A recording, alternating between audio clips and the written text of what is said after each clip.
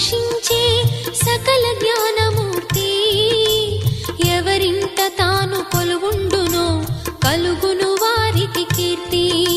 సకల సంపదల మూలము సుమనోహరి లక్ష్మి. శ్రీ చక్రవాసిని మాత శ్రీ విష్ణు ధర్మ పత్ని. తనని నమ్మిన భక్తులకు దరిద్రమును బాపు. కొలిచెడి వనితల కొంగులలో బంగారము నింపు.